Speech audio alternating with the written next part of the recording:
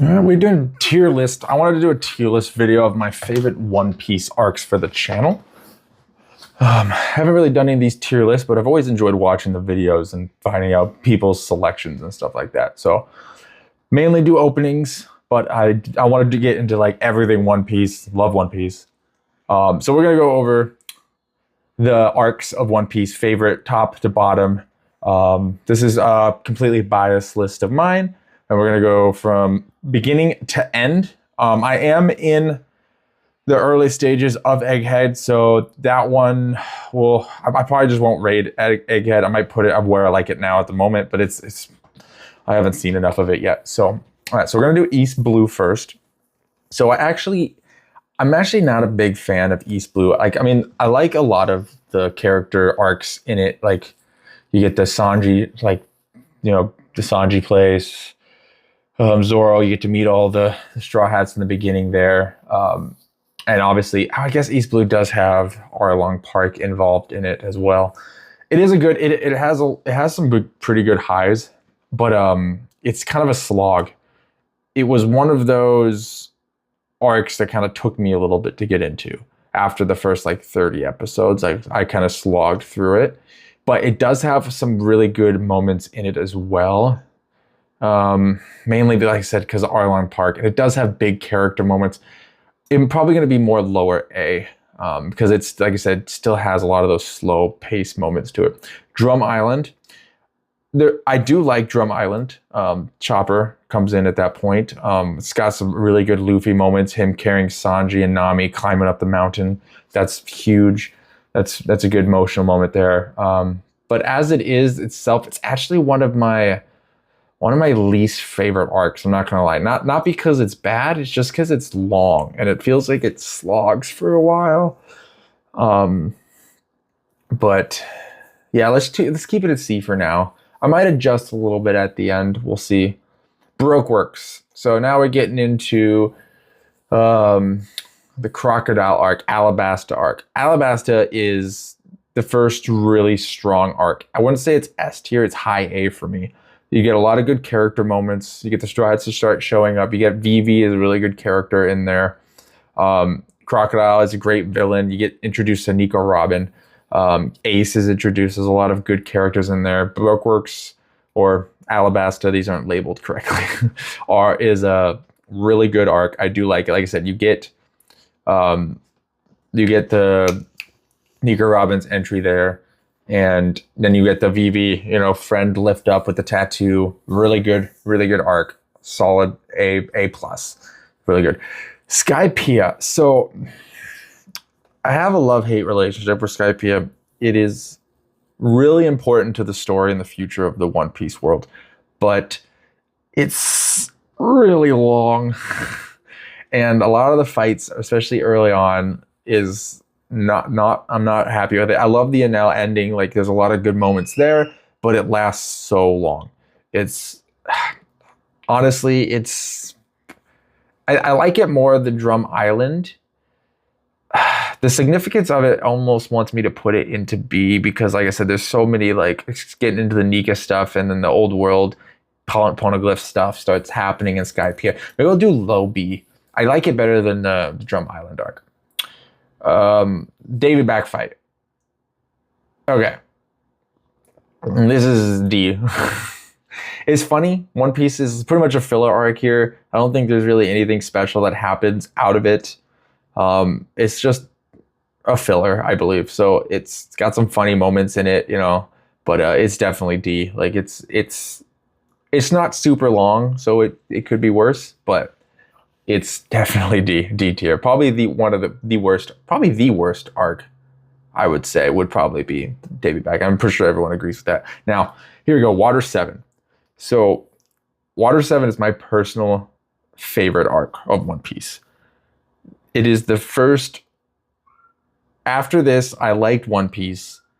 It took me a couple years to get to this point of Water 7, and I enjoyed it. I liked the characters, but after Water 7 hit, I binged the whole show until Wano, pretty much. Like, I pretty much watched all of it Actually, I think it was Whole Cake Island is where it was at when I started watching, because I'm a little bit late to One Piece. I actually only been watching a couple, 3, 4 years maybe. But after this chapter, Water 7, I was in love with the show.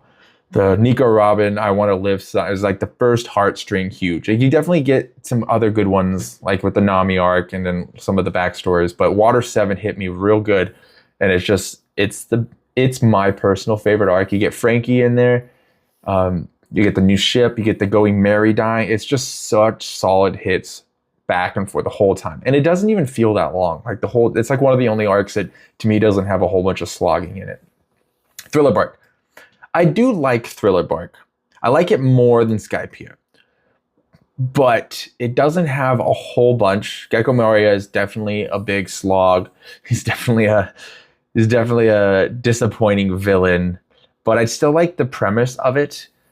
To me, it's not as slow as some of the others, which is one of the reasons I like it more than Skypiea. It's like Skypiea is more important, but Thriller Bark had a lot of enjoyment. It had a lot of comedy moments in it. I did enjoy that. And it has one of the best top 3 scenes in One Piece, the Zoro nothing scene. So Thriller Bark itself, like honestly, that scene might just bring it up to A, but I can't do that for one scene. But it is a really good, solid arc. It is what it is. It's nothing crazy special, but it's fun. It's fun, good arc. A lot of good comedy moments. Sabaody. Okay. We're getting into some territory. Now it's getting a little difficult. I love this arc. I love the scene where Kuma's launching everyone. Luffy's a mental breakdown. Him punching the Celestial Dragon, one of the most clutch scenes. Sailor's Rayleigh comes into play here. It is pure. I don't know if I think I like it more than Alabasta. I'm not gonna lie. It's really close between those two, but this is when the world shows up in One Piece. This is when you start to realize how big and how vast Oda's vision is. That's when I first started it. And then, like I said, I was starting to bench here, and this is when things were starting to cook. Water 7 was when I hit the motion part of the show. Sabaody, once I hit that, was like, let's go. Like I'm watching 700 episodes in like a month's time. So it was a fantastic arc. It kept going. New characters are coming in. They're getting ready to go. They want to go to Fishman Island. They get separated, and then we get to one of the greatest arcs in One Piece. Grandpa Whitebeard, the Summit War, the Ace's execution. Spoiler alert. It's called the Summit War. I believe it's the... Oh, I can't remember what it's called, actually. But that is a fantastic arc. It's all Luffy, his crew. I mean, you get a little pieces in there of what's happening with all the crew and where they are towards the end. Little spurts in there, a couple episodes, but it's fully Luffy running out onto Amazon Lily and then going into what's the name of the prison? Impel Down. That whole arc is fantastic with Magellan. And then you start getting into works with the Blackbeard coming in, and then you get introduced to Whitebeard, and some of the most epic moments in the show is from that. Ace, I've never been an Ace lover personally. I think he's just kind of an idiot, but it hits Luffy hard, and it makes it, the connections that you get from that's prime. Literally one of prime One Piece is in the Summit War.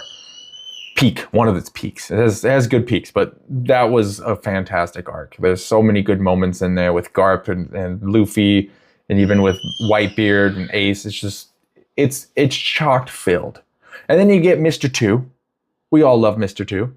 Get his awesome sacrifice scene. And then now he's goated after that. So it's a fantastic arc. I like Water 7 more at a personal level. I'm not saying Water 7 is necessarily better. They're really close, but Water 7 is special to me in my heart. All right, now we go Fishman Island. Nothing is going into D tier besides the Davy Back fight. Fishman Island to me is C. It has some good moments.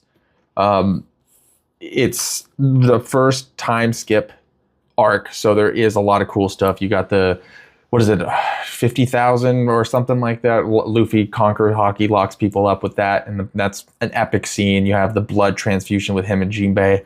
The Hody Jones is such a weak villain in my personal opinion, so I didn't really relate to that season very much, or that chapter. It's still great. It's got a lot of good scenes. Like I said, you start seeing the characters grow, and it starts off with Sabaody again. They're super strong. Like that part's open. Like the first episode of the time skip when they're all coming to meet again after 2 years after the tattoo scene. Like there is some good highlights in there, but the whole arc itself in Fishman to me is one of the weaker.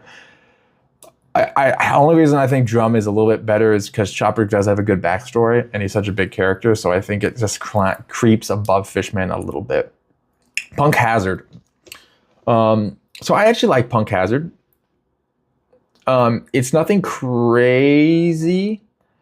It doesn't have anything super important, but it starts introducing the smile fruit stuff, and then you get Caesar Clown, not a very good villain, comic relief, hilarious. But this is when like the plot's starting to thicken after the time skip. You have Law in there doing whatever we don't know yet. You figured out. Then they go after. They're trying to get Kaido, because him and Dofi's storyline kind of starts there with the Law.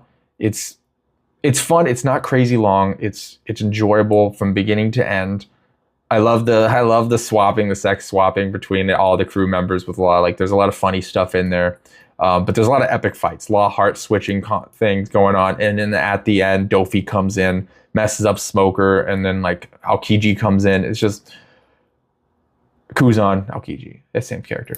A lot of good highs. It's enjoyable for me. I might even put it above Thriller Bark. Nah, the Zoro scene's too good to do that. Definitely B, enjoyable, solid arc, nothing crazy, but fun, and like I said, enjoyable throughout the whole thing. Dressrosa. Okay, so Dressrosa is A tier. It suffers from being way too long. That's the only negative part, in my opinion, about Dressrosa. It has, like, Dofi is probably the best villain, but it suffers from a lot of too much side character stuff, and like I said, the length of it, with the tournament arc going into the beginning of the fighting, going into the end, like with all the crew members coming and to join Luffy. Like, it's so long. Birdcage takes like freaking 100 episodes from the beginning of Birdcage to the end. But it's great. It's still fantastic. There's so many great scenes. There's the God Usopp part in it. Zoro's 10,000 Worlds. Luffy freaking hockey fight, and then Gear 4 introduction versus Dofi. It's great. Oh, and One-Legged Soldier and freaking Rebecca. Like, the backstory's like really intense. It's a really good villain arc. Sad to see him in prison. We haven't seen much of Dofi. I believe he'll come back at some point, but that's just a solid, fantastic arc. It's not quite as much as these two, in my opinion. I could probably switch these two. They're pretty on par. Maybe I will do that just because Dofi's such a good villain. I'll put that up against Alabasta arc, but they're so close. Next, now we have Zou, Battle of Zou. This is a very short arc. I don't really care for it, honestly. Like, it's Jack. There's a couple little things in it, but Jack's the only one there, really. And then just get some backstories going into before Whole Cake and Sanji getting kidnapped, going over to Whole Cake Island. There's not a whole bunch going on in this arc. It's not bad. It's not horrible. It's short, so you can't complain too much. But, it's nothing special. I don't remember this arc very much or anything like that. It's just there. Now we're going to Whole Cake. So, Whole Cake. There's pros and cons to Whole Cake. It has some of the best fights. It has some really good fights in it. The freaking Katakuri Luffy fight is amazing. Big Mom, it's very cartoony. It's very lighthearted themed. That's my least favorite thing about it, is the Big Mom theme, but there is a lot of good in here as well. Sanji gets a lot of development. Sanji fight is really good. This is actually where Sanji drops in my character personally, because his lack of loyalty for the Straw Hat's kind of like did me dirty a little bit, but it's still a good story. Like I think we're gonna go with top of B though. Why is this not? This isn't going. Okay, there we go. Top of B. It's better than these arcs.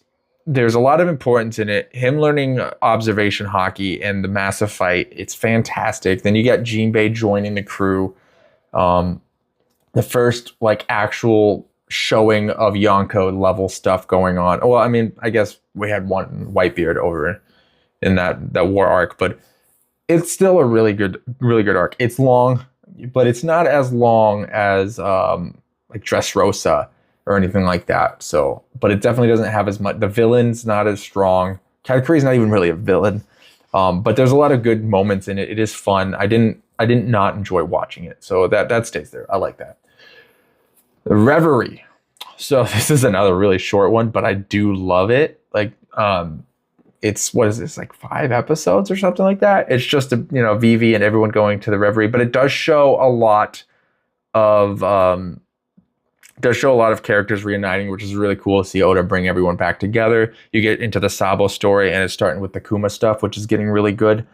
It's not long enough for me to really put anywhere crazy. I do like it, so I feel like I want to put it here, but I might just, I don't like Skypiea that much. We'll put it above Skypiea. But it's not really an arc, but it's there. Wano. Here's the thing about Wano. Wano should be one of the best arcs, but it suffers from the longest recaps and everything throughout the whole thing. It was the first time since Water 7 that I was slowing down on One Piece. Not because it was bad. Like, there's so much good stuff going in Wano. It's so long. It's so long. But you have freaking Luffy becoming Yonko, Kaido, the first like real test for Luffy in going into the New World and becoming one of the King of the Pirates. This is the first step. Wano is him. Kaido is such a big moment. But like I said, it's so long that I gotta put it below Dressrosa for me, even though there's so much good here. Zoro's fights and like Luffy's fights, maybe it is better than Dressrosa. I don't know. It just doesn't hit me as hard as some of these other ones. I might be above Dressrosa. I'll put it above Dressrosa. It's pretty close because Dopi's such a good villain. They're both really long. But Wano has some really sick fights in it versus Dressrosa has like 2, maybe 3 really good ones, and then just tons of small side characters. So I think Wano's ahead of it just a little bit. It could have been amazing. I'm actually really looking forward to them squishing it down. The studio that does Jujutsu Kaisen and stuff is going to be squishing it down, I believe, to like 400 to 500 episodes, which would make this list honestly move a little bit, because some of it's just too negative because of how long it is and how sloggy it is. Egghead. Don't have a whole bunch of information on Egghead right now. I know there's a lot of cool stuff going on. It's probably going to be going like around here. Maybe it gets really good later, but I know it's got like the Seraphim, the cool Lucci fight that I saw, but I haven't seen much after that yet. So I'll probably just leave it off. But I mean, right now it's looking like it's going to be like around Punk Hazardous level, but maybe it gets freaking ridiculous later. Like, I'm not exactly sure there, but we'll just put it there for now. Put it above the Reverie, obviously. But yeah, so that's my list. Water 7, number 1 for me. It's got so many hitters, so many heart moments. Some at war just because the first giant scale of One Piece starts opening there. And I personally love Sabaody, just because of like I said, you get the Silver's Rayleigh and you get their introduction into the Celestial Dragons and everything. But this is my tier list. Hope you guys enjoyed. If you guys have any disagreements or anything, or just put it down in the comments, let me know. But yeah, thanks for watching, guys, and I'll see you in the next video.